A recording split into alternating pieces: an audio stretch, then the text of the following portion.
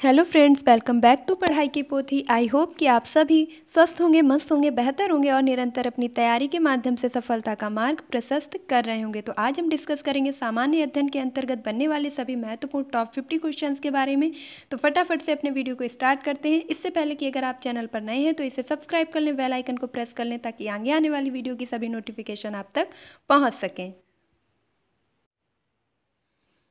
पहला प्रश्न है कि नंद कुमार के मुकदमे का संबंध किससे है।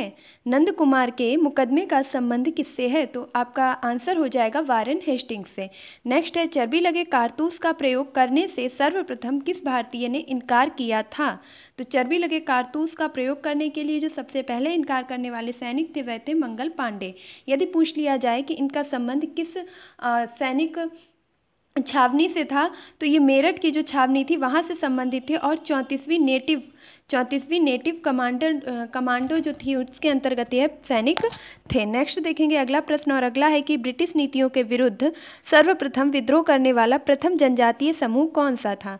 जो ब्रिटिश नीतियाँ आई थी उनके विरुद्ध सबसे पहले विद्रोह करने वाला जनजातीय समूह कौन सा था। तो ऑप्शन आपके सामने इसलिए नहीं रखे गए हैं ताकि आपका समय बहुत ही ज़्यादा बचाया जा सके। तो सिर्फ आपको टू द पॉइंट प्रश्न और उत्तर के माध्यम से चीज़ें दी जा रही हैं। तो यहाँ पर राइट हो जाएगा खासी जनजाति। अब ये गारो, खासी, जयंतिया तीन प्रमुख जनजातियां हैं जो कि पूर्वोत्तर में मेघालय राज्य में मुख्यतः पाई जाती हैं। तो पूर्वोत्तर में पाई जाने वाली आपकी कौन सी जनजातियां हैं, तो एक तो खासी आपके ऑप्शन में दी गई है। नेक्स्ट आप याद रखेंगे गारो, और इसके बाद आती है आपकी जयंतिया। तो ये तीनों ही जनजातियां आपके पूर्वोत्तर भारत में पाई जाती हैं, जिनमें से जो खासी जनजाति है इसने ब्रिटिश नीतियों के विरुद्ध सबसे पहले विद्रोह में भाग लिया था। नेक्स्ट देखेंगे अगला प्रश्न, रानी लक्ष्मीबाई की समाधि किस नगर में है, तो ग्वालियर में। रानी लक्ष्मीबाई की समाधि किस नगर में है, ग्वालियर में है।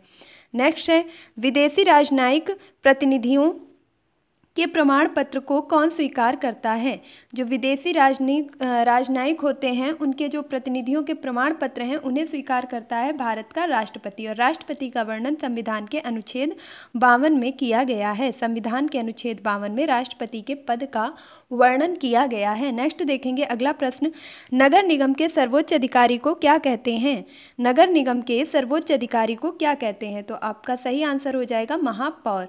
महापौर नगर निगम के सर्वोच्च अधिकारी को कहा जाता है। नेक्स्ट है, भारतीयों को सत्ता हस्तांतरण करने का उल्लेख सर्वप्रथम कब किया गया। भारतीयों को सबसे पहले जो सत्ता स्थानांतरित की गई थी, हस्तांतरित की गई थी ब्रिटिशों के द्वारा, तो वह सबसे पहले किसके द्वारा जो है सामने आती हैं चीज़ें, तो क्रिप्स प्रस्ताव 1942। तो क्रिप्स मिशन 1942 के तहत सबसे पहले भारतीयों को सत्ता हस्तांतरित करने का उल्लेख प्राप्त होता है। नेक्स्ट है, रूस के घास के मैदान को क्या कहते हैं।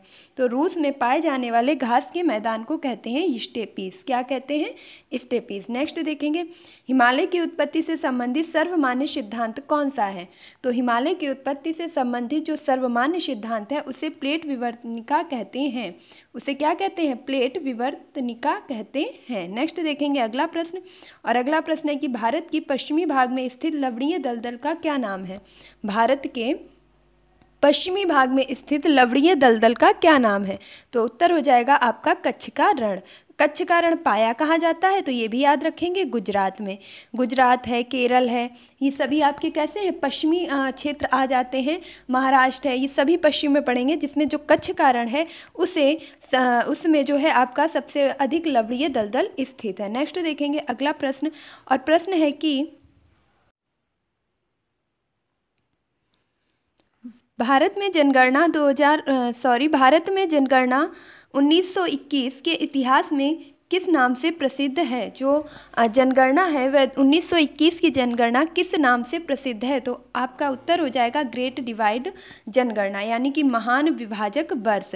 तो आपसे प्रश्न कई बार पूछा जा चुका है कि जनसंख्या की दृष्टि से सबसे महान विभाजक जो दशक है आपका कौन सा रहा है, वर्ष कौन सा रहा है, तो वर्ष 1921। वर्ष 1921 को जनसंख्या की दृष्टि से सबसे महान विभाजक वर्ष कहा गया है। नेक्स्ट देखेंगे अगला प्रश्न। देखिए, अब जनसंख्या से संबंधित सारे प्रश्न आप यहीं पर डिस्कस कर लेंगे। जैसे सर्वप्रथम जनगणना किसके शासनकाल में हुई, तो सर्वप्रथम जनगणना किसके शासनकाल में हुई यदि यह पूछा जाए तो आपका उत्तर हो जाएगा लॉर्ड मेयो के शासनकाल में। लॉर्ड मेयो के शासनकाल में 1872 में सबसे पहले जनगणना की गई थी। यदि पूछा जाए कि सर्वप्रथम लिखित जनगणना किसके शासनकाल में की गई थी या दशकीय आधार पर जनगणना किसके शासनकाल में की गई थी, तब आपका उत्तर हो जाएगा लॉर्ड रिपन के शासनकाल में। लॉर्ड रिपन के शासनकाल में सबसे पहले लिखित या दशकीय आधार पर जनगणना की गई थी। और कब की गई थी, तो सन यहाँ पर हो जाएगा आपका 1881 में। 1881 में लिखित या आपके दशकीय आधार पर जनगणना की गई थी। तो इस चीज़ को याद रखेंगे। सबसे प्रथम जनगणना मेयो के शासनकाल में 1872 में और लिखित या दशकीय जनगणना रिपन के शासनकाल में 1881 में। और सबसे महान विभाजक वर्ष कौन सा रहा है, तो वर्ष 1921। चलते हैं अगले प्रश्न की तरफ। और प्रश्न है कि भारत में द्रुत डाक यानी कि स्पीड पोस्ट कब से प्रारंभ की गई थी। जो आज हम स्पीड पोस्ट के माध्यम से बहुत ही जल्दी सूचनाओं का स्थानांतरण कर पाते हैं, यह कब से प्रारंभ किया गया, तो वर्ष 1986 से। वर्ष 1986 से भारत में स्पीड पोस्ट यानी द्रुत डाक सेवा का प्रारंभ किया गया। नेक्स्ट देखेंगे, अगला प्रश्न है उच्च जन्म दर और निम्न मृत्यु दर यह जननांकीय संक्रमण की किस अवस्था की विशेषता है। यानी कि उच्च जन्म दर और निम्न मृत्यु दर यह किस जननांकीय संक्रमण की जो है अवस्था है, तो आपका उत्तर हो जाएगा द्वितीय अवस्था। नेक्स्ट है कार्य और ऊर्जा का मात्रक क्या होता है, तो कार्य और ऊर्जा का मात्रक होता है जूल। कार्य या ऊर्जा की जो इकाई है, मात्रक है, उसे क्या कहते हैं, जूल कहते हैं। अगला प्रश्न देखेंगे और नेक्स्ट है कि पृथ्वी द्वारा सूर्य का चक्कर लगाने में किया गया कार्य होता है। पृथ्वी द्वारा सूर्य का चक्कर लगाने में किया गया कार्य होता है शून्य। तो जो पृथ्वी है सूर्य का चक्कर लगाती है उस समय में कितना कार्य करती है, तो शून्य कार्य करती है। चाबी भरी हुई घड़ी में कौन सी ऊर्जा संचित होती है। एक चाबी भरी हुई घड़ी में कौन सी ऊर्जा संचित होती है, तो उत्तर हो जाएगा आपका स्थितिज ऊर्जा। घड़ी में जो चाबी भर दी जाती है उसे स्थितिज ऊर्जा कहते हैं। और ऊर्जा आपकी जैसे गतिज ऊर्जा हो गई, स्थितिज ऊर्जा हो गई, यांत्रिक ऊर्जा हो गई। तो इस प्रकार से आपकी 3 प्रकार की ऊर्जाएं पाई जाती हैं। नेक्स्ट, नायलॉन बनाने का अम्ल का उपयोग होता है। नायलॉन बनाने में कौन से अम्ल का उपयोग होता है, तो आंसर हो जाएगा एपिटिक एसिड। एपिटिक एसिड के माध्यम से नायलॉन का जो रेशा है वह बनाया जाता है। अलकतरे का निर्माण डिस्ट्रक्टिव डिस्टिलेशन विधि से किस गैस का निर्माण करने के क्रम में होता है। जो अलकतरे का निर्माण होता है वह डिस्ट्रक्टिव डिस्टिलेशन विधि में जब गैस का निर्माण करते हैं तो किस क्रम में हो जाता है, तो उत्तर है आपका कोल गैस। नेक्स्ट देखेंगे, वैसे दो धातु कौन कौन से हैं जिनसे परमाणु ऊर्जा उत्पन्न किए जाते हैं। तो परमाणु ऊर्जा में काम आने वाले जो धातु हैं वह कौन कौन से हैं, तो उत्तर हो जाएगा आपका रेडियम तथा थोरियम। रेडियम और थोरियम के माध्यम से ही हम इन दोनों धातुओं के माध्यम से ही परमाणु ऊर्जा को उत्पन्न करते हैं। नेक्स्ट है क्रेटिनिज्म रोग में क्या होता है। क्रेटिनिज्म रोग में क्या होता है, तो शरीर का विकास कुंठित हो जाता है।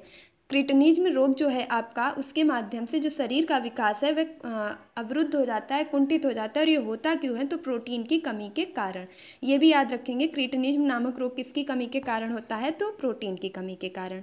जीरेंटोलॉजी में किसका अध्ययन किया जाता है, तो वृद्धावस्था एवं उसकी समस्याओं का। जीरेंटोलॉजी में अध्ययन किया जाता है वृद्धावस्था का। नेक्स्ट देखेंगे, यदि माता पिता का ब्लड ग्रुप ए है तो उनके बच्चों का ब्लड ग्रुप क्या होगा। यदि माता पिता दोनों का ही ब्लड ग्रुप ए है तो उनकी आने वाली संतान का जो ब्लड ग्रुप होगा वह ओ या ए हो सकता है। नेक्स्ट देखेंगे, वॉलीबॉल में साइड आउट से क्या होता है। वॉलीबॉल में साइड आउट से क्या होता है, गलत सर्विस करने से सर्विस विपक्षी टीम को चली जाती है। यदि आप साइड आउट मतलब एक वर्ड यूज़ किया जाता है वॉलीबॉल खेल में, जिसका अर्थ ये होता है कि अगर आप गलत तरीके से सर्विस करेंगे तो जो आपकी विपक्षी टीम है वो सर्विस करने का मौका उसे मिल जाएगा। नेक्स्ट है, फुटबॉल में डेड बॉल क्या होती है। फुटबॉल में डेड बॉल क्या होती है, जब बॉल खेल के मैदान से बाहर चली जाए। तो यदि बॉल आपके खेल के मैदान से बाहर चली जाती है तो फुटबॉल के खेल में उसको कहा जाता है डेड बॉल। ये शब्दावलियाँ भी आपकी काफ़ी ज़्यादा पूछी जाती हैं। क्रिकेट के किस खिलाड़ी ने एक सत्र में अधिकतम रन बनाए, तो सचिन तेंदुलकर। ये डाटा आपका करंट की दृष्टि से सफिशिएंट नहीं होगा तो इसे आप स्किप करेंगे। नेक्स्ट देखेंगे, अगला प्रश्न है, नीदरलैंड के सरकारी दस्तावेज को क्या कहा जाता है? नीदरलैंड के सरकारी दस्तावेज को क्या कहा जाता है? तो ऑरेंज बुक। याद रखेंगे कि हर किसी देश के अपने अपने सरकारी दस्तावेज हैं। हर किसी देश के अपने अपने सरकारी दस्तावेज हैं, जिसमें नीदरलैंड के जो दस्तावेज को हम ऑरेंज बुक कहते हैं। यहीं अगर भारत की बात की जाए तो भारत के दस्तावेज को हम क्या कहते हैं, ये आप मुझे कमेंट्स बॉक्स में बताएंगे। और दो देशों के दस्तावेज को आपस में जब मिला करके एक जगह प्रस्तावित किया जाता है, उसे हम वाइट बुक कहते हैं। तो इस प्रकार आप बताएंगे कि भारत के दस्तावेज को क्या कहते हैं। मैं कमेंट बॉक्स में आपका वेट करूंगी। नेक्स्ट है, बहुचर्चित पुस्तक स्पीड पोस्ट किसकी कृति है? अभी हमने पढ़ा था कि स्पीड पोस्ट सेवा कब से शुरू होती है, जबकि स्पीड पोस्ट एक बुक भी है और जिसे लिखने वाले हैं शोभा डे। किसने लिखा है? शोभा डे ने। नेक्स्ट है, यक्षगान का संबंध किस राज्य से है? तो कर्नाटक राज्य से। यक्षगान का संबंध किस राज्य से है? कर्नाटक राज्य से। दिल्ली की गद्दी पर बैठने वाला उत्तर मुगलकालीन शासक नृतकी पुत्र हुआ। तो दिल्ली की गद्दी पर उत्तर मुगलकालीन शासक जो बैठे थे, आसीन हुए थे, वह एक नर्तकी के पुत्र थे और उनका नाम क्या था? तो अहमद शाह। तो अहमद शाह एकमात्र ऐसे शासक हुए जो कि एक नर्तकी के पुत्र थे और दिल्ली के सिंहासन पर वह बैठे थे। भारत के किस महान फारसी कवि का उपनाम तूतीय हिंद या भारत के तोता के नाम से जाना जाता है? तो आप सभी जानते हैं, अमीर खुसरो। अमीर खुसरो को मुकरियों और पहेलियों का जन्मदाता भी कहा जाता है। अमीर खुसरो को मुकरियों और पहेलियों का जन्मदाता भी कहा जाता है और इन्हें भारत के तोता के नाम से भी जानते हैं। और इनका संबंध किस वाद्य यंत्र से है यदि ये कहा जाए तो आपके सितार वादक रहे हैं। नेक्स्ट देखेंगे, अगला प्रश्न है, अलाउद्दीन द्वारा निर्मित अलाई दरवाज़ा किस मस्जिद का प्रवेश द्वार है? तो अलाई दरवाज़ा जो है वह अलाउद्दीन खिलजी के द्वारा बनवाया गया था। ये एक बात है, लेकिन यह अलाई दरवाज़ा किस मस्जिद में प्रवेश का द्वार है? तो कुवत उल इस्लाम मस्जिद। कुवत उल इस्लाम मस्जिद का प्रवेश द्वार क्या कहलाता है? अलाई दरवाज़ा। और जिसका निर्माण किसने करवाया था? अलाउद्दीन खिलजी ने। कई बार प्रश्न पूछा जा चुका है कि ऐसा कौन सा शासक हुआ जिसने कम तौलने वाले व्यक्ति से उसके शरीर के मांस काट लेने का आदेश दिया। यानी कि किसी भी प्रकार से कालाबाजारी को रोकने के लिए, गलत व्यापार को रोकने के लिए यदि आप नाप तौल में कमी करते हैं तो इनका ऐसा आदेश था कि यदि जो भी इस तरीके की कमी करेगा उसके शरीर से उतना ही मांस काट लिया जाएगा। इसके साथ साथ इन्होंने स्थायी सेना का भी प्रबंध किया था।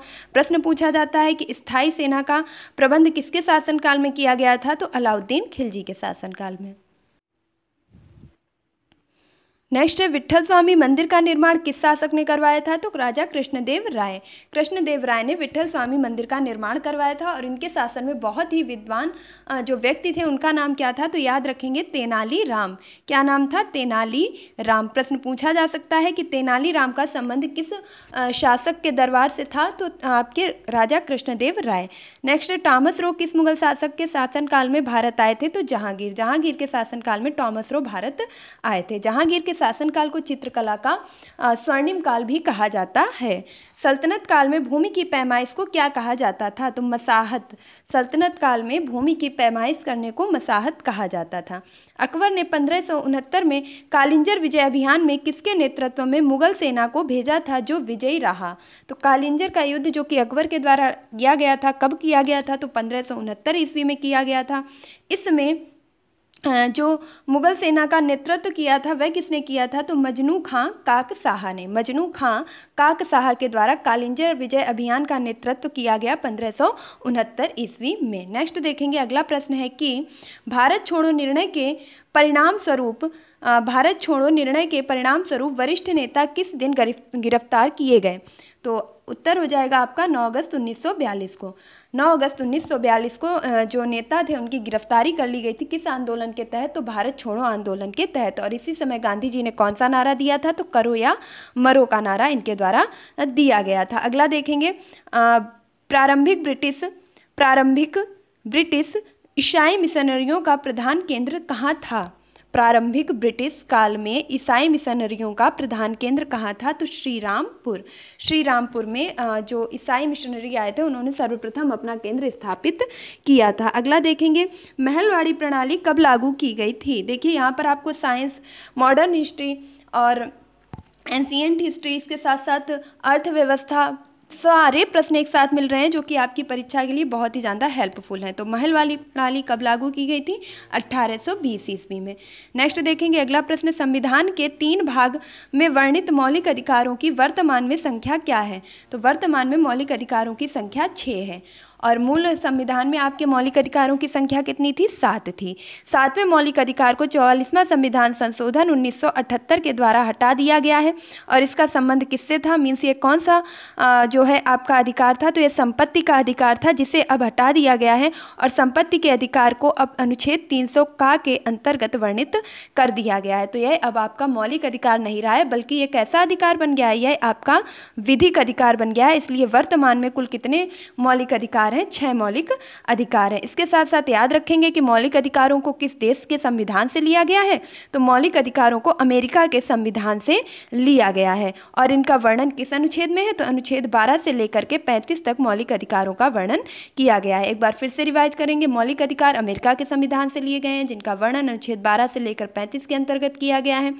कुल कितने मौलिक अधिकार हैं? तो वर्तमान में 6 मौलिक अधिकार हैं। इसके पूर्व 7 मौलिक अधिकार थे जिसे 44वां संविधान संशोधन 1978 के द्वारा हटा दिया गया और किसमें शामिल कर दिया गया? तो अनुच्छेद 300 का में शामिल कर दिया गया है। नेक्स्ट देखेंगे अगला प्रश्न, किस अधिनियम ने ईस्ट इंडिया कंपनी द्वारा चाय व्यापार के एकाधिपत्य एवं चीन के साथ व्यापार को समाप्त कर दिया था? तो ऐसा कौन सा एक्ट आया था जिसके तहत जो ईस्ट इंडिया कंपनी थी उसके चाय के व्यापार को एकाधिपत्य एवं चीन के साथ व्यापार को समाप्त कर दिया गया था? ऐसा कहा गया था कि जो आपका चाय का व्यापार है उस पर आपको 20 सालों के लिए और भी समय दिया जाता है कि आप 20 सालों तक और जो है चाय का व्यापार यहाँ पर कर सकते हैं, लेकिन चीन के साथ जो व्यापार हो रहा था उसे पूरी तरीके से प्रतिबंधित कर दिया गया। तो 1833 का चार्टर एक्ट कई बार पूछा भी जा चुका है। अगला प्रश्न देखेंगे, उपराष्ट्रपति को हटाने का संकल्प कहाँ पेश किया जाता है? उपराष्ट्रपति को हटाने का संकल्प कहाँ पेश किया जाता है? तो उत्तर हो जाएगा राज्यसभा में। राज्यसभा में उपराष्ट्रपति को हटाने से संबंधित संकल्प लाया जाता है। राज्यसभा का वर्णन किस अनुच्छेद में? इसे याद रखने के लिए बहुत ही आसानी से याद रखेंगे सरला, और इसमें हो जाएगा आपका 79 में आपके संसद का वर्णन है, 80 में राज्यसभा का वर्णन है और 81 में लोक सभा का वर्णन किया गया है। तो राज्यसभा का वर्णन किस अनुच्छेद में किया गया है? अनुच्छेद 80 के तहत किया गया है। राज्यसभा का पदेन अध्यक्ष कौन होता है? उपराष्ट्रपति होता है। नेक्स्ट देखेंगे अगला प्रश्न, भारत सरकार का सबसे बड़ा कानूनी अधिकारी कौन है? भारत सरकार का सबसे बड़ा कानूनी अधिकारी कौन है? तो उत्तर हो जाएगा महान न्यायवादी। महान न्यायवादी को भारत सरकार का सबसे बड़ा कानूनी अधिकारी कहते हैं। नेक्स्ट है, भारत का वह कौन सा स्थान है जहां बंगाल की खाड़ी, अरब सागर तथा हिंद महासागर तीनों मिलते हैं? प्रश्न कह रहा है कि अरब सागर, हिंद महासागर और बंगाल की खाड़ी, ये तीनों स्थान जहाँ पर मिलते हैं उसे हम क्या कहते हैं? तो उसे हम कहते हैं कन्याकुमारी। अगला देखेंगे, दो नदियों की मध्य के भूमि को क्या कहते हैं? दो नदियों के बीच में जो भूमि होती है उसे क्या कहते हैं? उस क्षेत्र को दोआब के नाम से जाना जाता है। अगला प्रश्न है कि भारत की 2 प्रमुख नदी कौन है जो अरब सागर में मिलती हैं? भारत की वे 2 प्रमुख नदियां कौन सी हैं जो अरब सागर में जाकर के मिलती हैं या गिरती हैं? तो उत्तर हो जाएगा नर्मदा एवं ताप्ती। नर्मदा एवं ताप्ती ऐसी 2 नदियां हैं जो अरब सागर में जाकर के गिरती हैं। अगला देखेंगे, 1956 की औद्योगिक नीति में देश के सभी उद्योगों को कितने वर्गों में विभाजित किया गया? तो वर्ष 1956 में आई औद्योगिक नीति के तहत देश को उद्योगों में 3 वर्गों में विभाजित किया गया था। नेक्स्ट है, नाबार्ड क्या है? ग्रामीण ऋण ढांचे का एक शीर्षार्थ संस्था है। नाबार्ड की स्थापना कब की गई थी? तो 12 जुलाई 1982 को नाबार्ड की स्थापना की गई थी, जो कि ग्रामीण किसानों को ऋण प्रदान करती है और इसका मुख्यालय यदि पूछा जाए कहाँ पर है तो इसका मुख्यालय आपका मुंबई में स्थित है। तो नाबार्ड की स्थापना 12 जुलाई 1982 को की गई। किसके आधार पर की गई? तो शिवरमन कमेटी की आधार पर यह जो है स्थापना की गई थी। इसका संबंध किससे है? यह क्या कार्य करता है? तो ग्रामीण ढांचे को ऋण प्रदान करने की सबसे शीर्षार्थ संस्था नाबार्ड है। नेक्स्ट देखेंगे, भारत में मुद्रा पत्र निर्गमन कौन करता है? तो भारतीय रिजर्व बैंक। भारतीय रिजर्व बैंक के द्वारा पत्र मुद्रा का निर्गमन किया जाता है। मोमबत्ती में रासायनिक ऊर्जा परिवर्तित होती है। मोमबत्ती में जो रासायनिक ऊर्जा है उसका परिवर्तन प्रकाश या ऊष्मा ऊर्जा में किया जाता है। तो रासायनिक ऊर्जा का परिवर्तन मोमबत्ती में प्रकाश ऊष्मा में हो जाता है। तनी हुई रबर की डोरी में कौन सी ऊर्जा होती है? तो तनी हुई रबर की डोरी में प्रत्यास्थ स्थितिज ऊर्जा होती है। न्यूटन के पहले नियम को बताया था कि सभी वस्तुओं को अपनी ओर खींचती है। न्यूटन ने पहले नियम को बताया था कि सभी वस्तुएं अपनी ओर खींचती हैं, पृथ्वी की सभी वस्तुएं उसको अपनी ओर खींचती हैं। यह किसने कहा था? आर्यभट्ट ने। नेक्स्ट है वतित पेय पदार्थ में किस गैस का इस्तेमाल होता है? तो उत्तर हो जाएगा कार्बन डाइऑक्साइड। वतित पेय पदार्थों में कार्बन डाइऑक्साइड का उपयोग किया जाता है। कौन सा धातु जो जल में तैरता है, तो वह कौन सा धातु है जो जल में तैरता है? तो सोडियम आपका ऐसा धातु है जो जल में तैरता है। अगला देखेंगे, वह कौन सा धातु है जो हवा के संपर्क में आते ही स्वतः जल उठता है? तो ऐसा कौन सा धातु है जिसमें जैसे ही हवा यानी कि ऑक्सीजन का संपर्क होगा वैसे ही वह जलने लगेगा? तो उत्तर हो जाएगा फास्फोरस। फास्फोरस ऑक्सीजन या हवा के संपर्क में आते ही ज्वलित हो जाता है। अगला देखेंगे, जहाज के चलने से किस अंग पर प्रभाव पड़ने से समुद्री बीमारी हो जाती है? यदि जहाज में हम चलते हैं तो किस अंग पर जो है बीमारी देखने को सबसे ज़्यादा मिलती है? तो उत्तर आ जाएगा आमाशय पर। मानव शरीर का रक्त पीएच फैक्टर कौन सा अंग नियमित करता है? यानी कि जो हमारे रक्त का जो फैक्टर है उसे कौन नियमित करता है? नियमित करने का मतलब है हमारे प्रत्येक अंगों तक पहुंचाता है, पहुंचाने का कार्य करता है। तो गुर्दा यानी कि किडनी। नेक्स्ट देखेंगे, शरीर के ताप कम का नियंत्रण किस अंग के द्वारा होता है? हमारे शरीर का जो ताप है उसे कौन नियंत्रित करता है? तो हाइपोथैलेमस। और इसे ग्रंथियों का ग्रंथि भी कह सकते हैं, यानी मास्टर ग्रैंड ऑफ आपका कहलाएगा हाइपोथैलेमस। नेक्स्ट है, जसपाल राणा किस खेल के खिलाड़ी हैं? तो जसपाल राणा आपके निशानेबाजी से संबंधित हैं। नेक्स्ट है, एनाबोलिक स्टेरॉइड का इस्तेमाल किस लिए किया जाता है? एनाबोलिक स्टेरॉइड का इस्तेमाल किस लिए किया जाता है? खिलाड़ियों की शारीरिक शक्ति को बढ़ाने के लिए। अगला देखेंगे, वर्ष 2004 में ओलंपिक खेलों का आयोजन कहाँ हुआ था? तो एथेंस में हुआ था। यदि पूछ लिया जाए कि अभी हाल ही में आपके ओलंपिक खेल कहाँ आयोजित किए गए थे, तो याद रखेंगे टोक्यो जापान में आयोजित किए गए थे। अगला देखेंगे, जसविंदर नरूला ने किस क्षेत्र में ख्याति अर्जित की है? जसविंदर नरूला ने किस क्षेत्र में ख्याति अर्जित की है? तो गायन के क्षेत्र में। जल प्रदूषण का सबसे सशक्त माध्यम क्या होता है? तो घरेलू मल जल। घरेलू मल और जल आपके जल प्रदूषण का सबसे सशक्त माध्यम होता है।